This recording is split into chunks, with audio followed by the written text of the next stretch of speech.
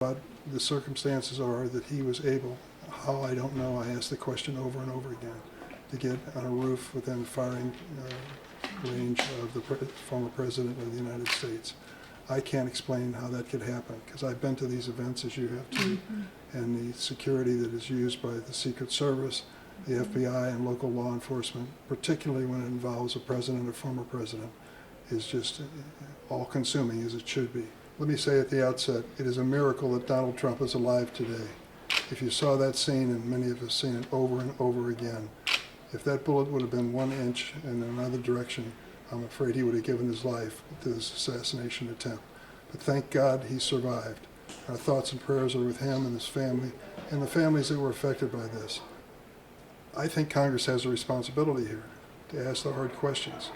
You know, the circumstances are such, you think to yourself, how could the official counter-sniper team have executed this man so quickly?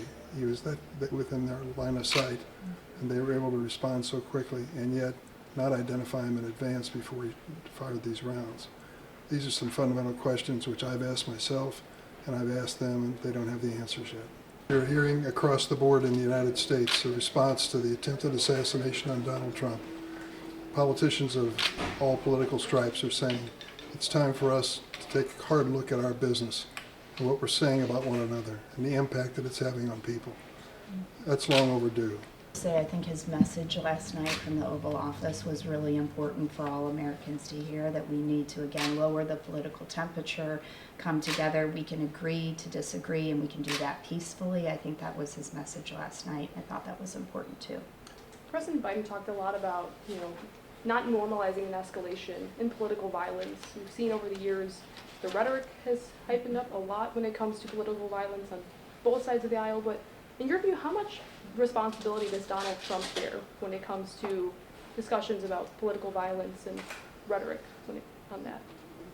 I'm not going to answer that question directly about former President Trump, but I will tell you this. We're all responsible, including you, the media, social media.